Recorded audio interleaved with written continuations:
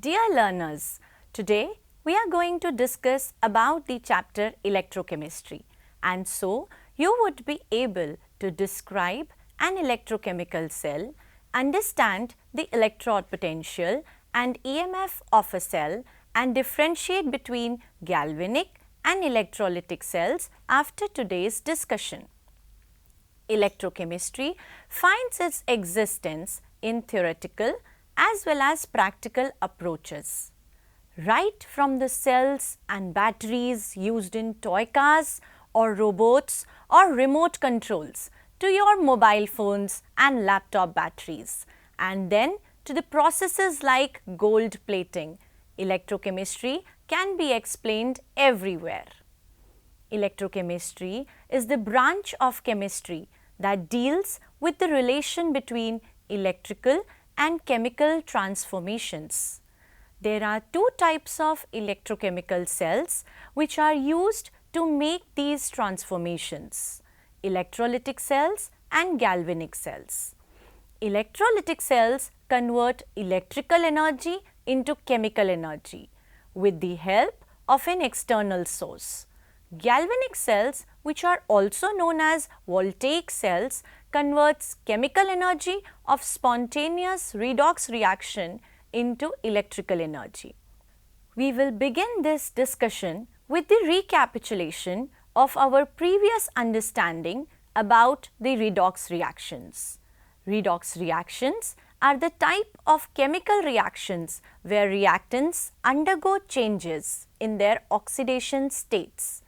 Let us understand this with an example. When zinc reacts with copper ions, we get zinc ions plus copper metal. This reaction is a combination of two half reactions whose addition gives the overall cell reaction. Zn undergoing changes to Zn2 plus with the loss of 2 electrons, and copper 2 plus gaining those 2 electrons to give the copper. Zinc undergoes oxidation as it loses 2 electrons, while copper undergoes reduction as it gains 2 electrons. Since the electron exchange is occurring simultaneously, it is considered as a redox reaction. You can remember this concept with a simple trick as oil in rig, which means oxidation is loss of electrons and reduction is gain of electrons. In this redox reaction, if we make these electrons to flow, then we can generate electricity. Now the question arises, how can we do this? For this, we will have to have a redox reaction taking place in two separate containers or one container separated by a permeable membrane. We will also have to keep the potential difference between the two electrodes. Now, I will explain you what is the meaning of electrode potential. Let us take an example of zinc rod dipped in zinc sulfate solution. The zinc atoms have a tendency to lose electrons, and so it forms zinc 2 plus ions, which go into the solution as a result of oxidation. So the reaction becomes Zn giving Zn2 plus ions with the loss of 2 electrons. The electrons accumulate on the electrode and acquire a negative charge. The electrons present at the electrode will also have a tendency to attract the positive ions present in the solution. This leads to the separation of positive and negative charges.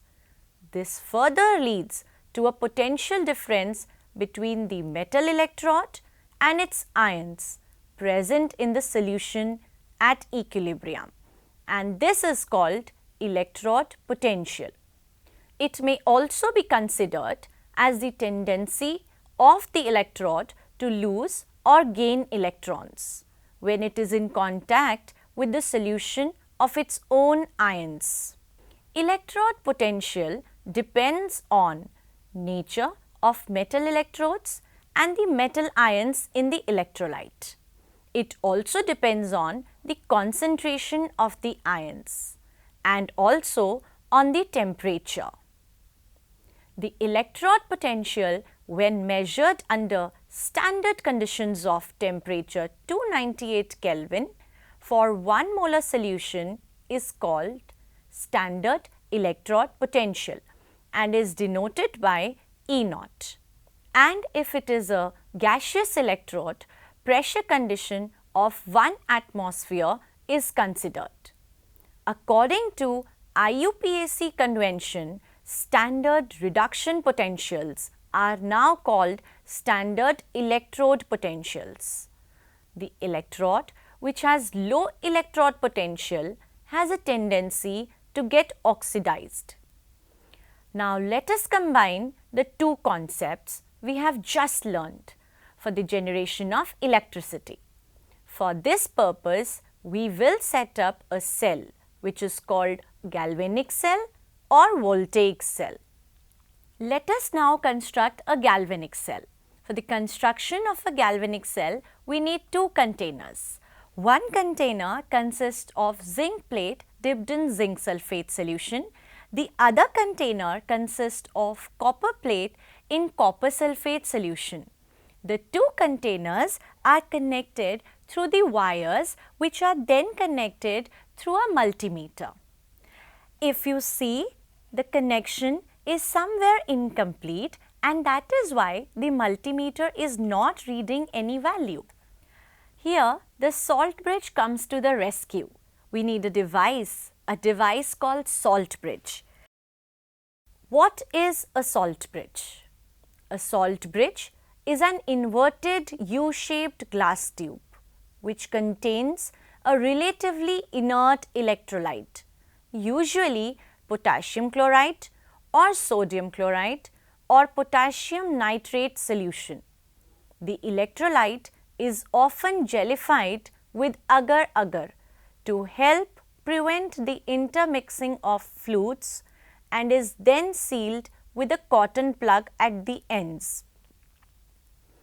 A salt bridge helps in neutralizing the extra positive charge of the zinc ions present around the anode, with an equivalent amount of the anions migrated from the salt bridge, and similarly the equivalent amount of cations from the salt bridge neutralizes the negative charge of the extra sulfate ions present. Therefore, we may say that the salt bridge is used to complete the inner cell circuit. It also prevents the transference of electrolyte from one half cell to another. It maintains the charge balance or electrical neutrality of the electrolytes in the two half cells. This is a salt bridge which is made from a filter paper by dipping it in a saturated solution of potassium chloride. As soon as I introduce it as a bridge into the two containers, after inserting the salt bridge, when we connect the copper plates through the multimeter, we see that the readings have started to begin. The reading will reach up to 1.1 volts because the E0 cell of a galvanic cell is 1.1 volt.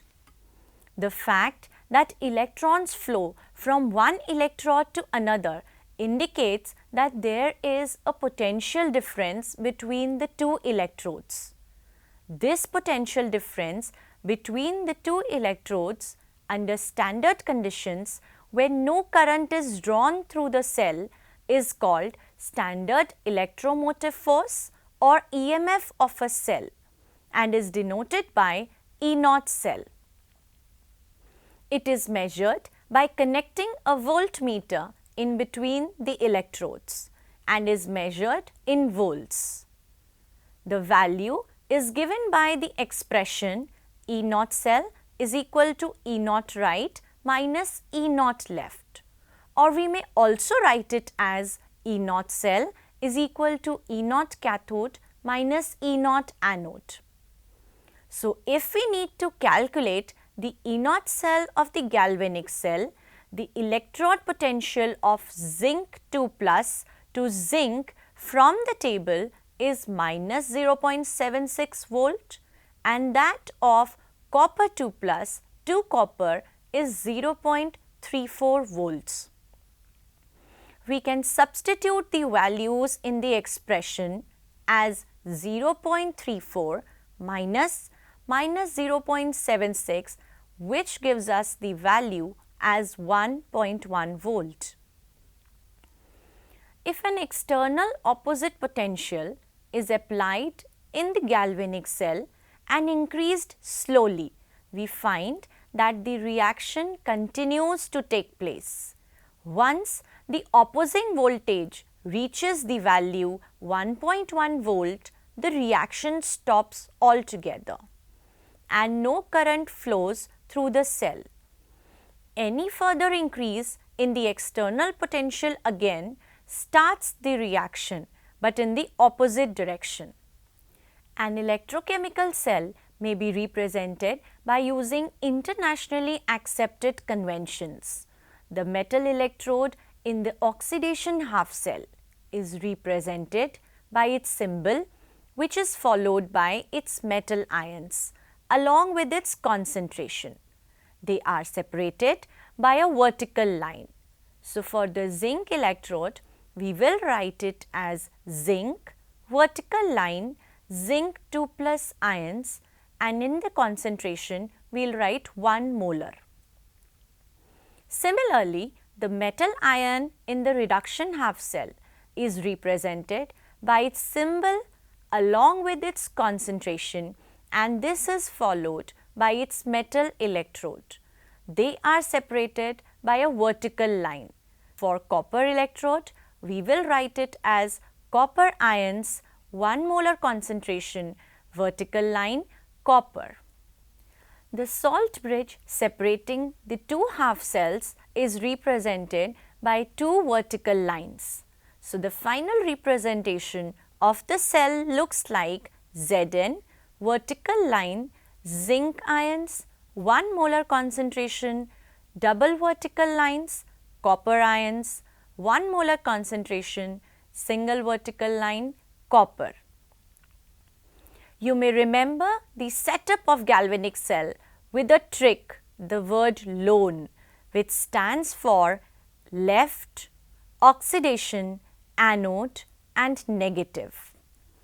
Hence, you may realize that we have converted the chemical energy into electrical energy with the help of an electrochemical cell.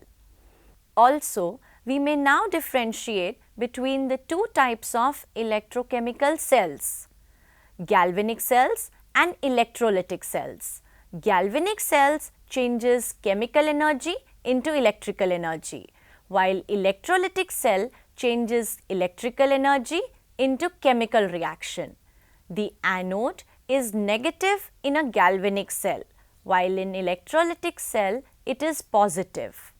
The cathode is positive in galvanic cell, but it is negative in an electrolytic cell. Galvanic cell requires spontaneous reactions, while electrolytic cells require non-spontaneous reactions.